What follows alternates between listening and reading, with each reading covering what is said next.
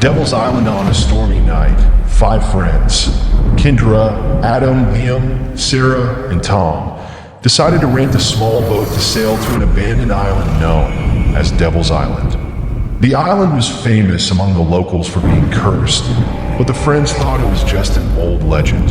They wanted to spend a night of adventure there, defying the island's myths, unaware of what awaited them. They arrived at the island as the sun was setting, with dark clouds covering the sky. The sea was eerily calm.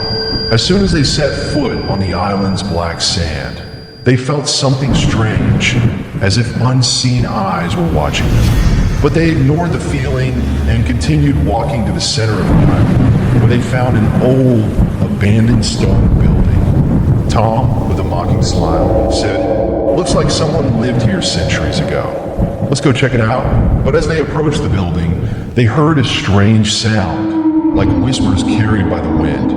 Kendra, startled, asked, "Did you hear that?" Adam tried to calm her down. "It's just the wind. Don't be silly." But the whispers continued, growing louder, until they became unintelligible sentences. They decided to enter the building to shelter from the storm that was growing stronger. But as soon as they opened the rusty old door, an intense chill hit their faces, like death itself was embracing them as soon as they entered. The lamps they were carrying suddenly went out, leaving them in complete darkness. They tried to relight them, but it was useless. Suddenly, the building began to shake, and the sound of a door slamming shut echoed behind them. Sarah screamed, "We have to get out of here! This place is cursed!" They rushed back to the door, but it was tightly locked, as if an invisible force was preventing their escape. They heard footsteps slowly approaching from behind them. Liam turned around slowly and saw a shadowy figure moving toward them. With a trembling voice, he said, "This isn't real. It's just an illusion." But the shadow wasn't an illusion. The spirits of the island had awakened, and their wrath was palpable in every corner of the building. Suddenly, one of the shadows grabbed Tom and quickly dragged him into the darkness before anyone could help. Adam screamed, "Tom, no!" But Tom was gone.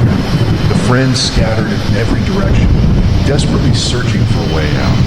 The doors and windows were sealed tight, and the walls seemed to close in on them, as if the building itself was trying to trap them forever. The ghosts multiplied around them, their whispers turning into tortured screams from the cursed souls. Just as Kendra was about to lose hope, she noticed an ancient inscription on the wall. It told the story of the island's curse. The island had once been home to a peaceful tribe, but they were betrayed and massacred by invaders seeking its riches. The innocent dead had become vengeful spirits, punishing anyone who set foot on their land. Kendra realized that the only way to break the curse was through a sacrifice. Before she could say anything, a dark entity appeared before them, its shape unclear but radiating terror. It moved closer, and just as it was about to reach them, Kendra decided to sacrifice herself to save her friends. With a trembling voice, she said, "Take me, but let them go." Suddenly, the air calmed, and the entity and the shadows disappeared. The ghosts vanished, and silence fell, as if nothing had happened. But Kendra was gone. She had vanished just as Tom had. Adam, Sarah, and Liam managed to escape the building. When they reached the shore, the boat was still there, but they knew something would haunt them forever.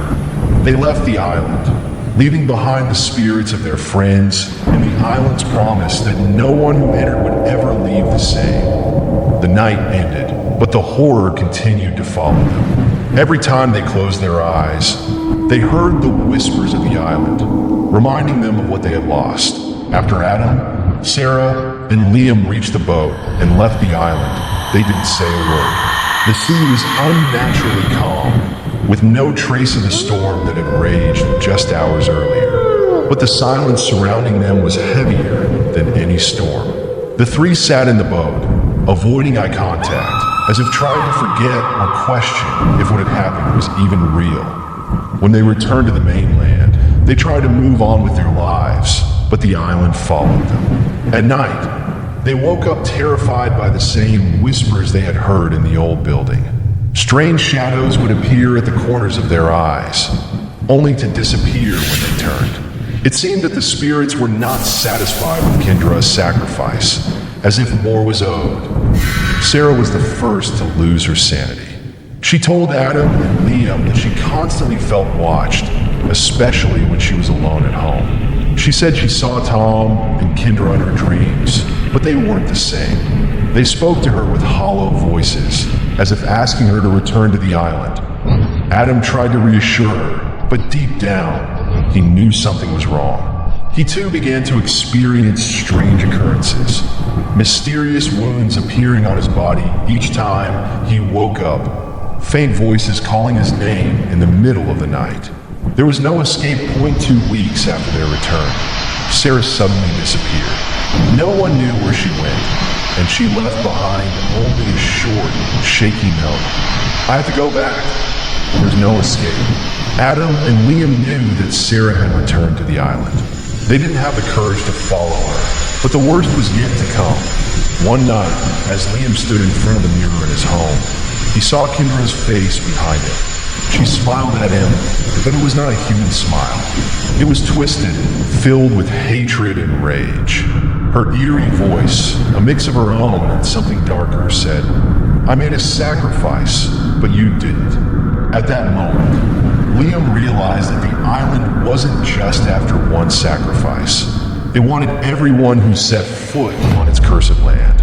The curse bound them all, and it wouldn't stop until it claimed them.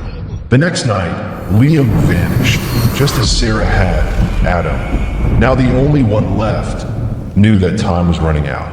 He tried fleeing far away, but he couldn't escape the shadows that followed him everywhere.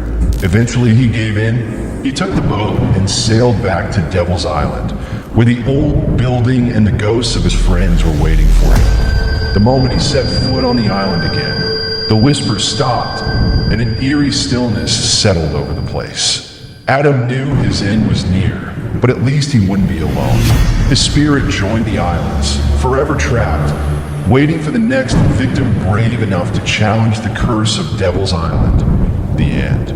And so our story comes to an end, where myths intertwined with reality, and our characters lived unforgettable moments of horror and action. Could they escape their fate, or was it written for them from the very beginning? If you enjoyed the story, don't forget to hit the like button and subscribe to the channel to stay updated with the latest horror and sci-fi tales. Share your thoughts in the comments about what you've seen, and let us know the stories you'd like us to tell in the future. Stay vigilant, for the world is full of surprises, and the next story might be closer than you think. Until next time, remember that the light may hide a darkness that can change everything.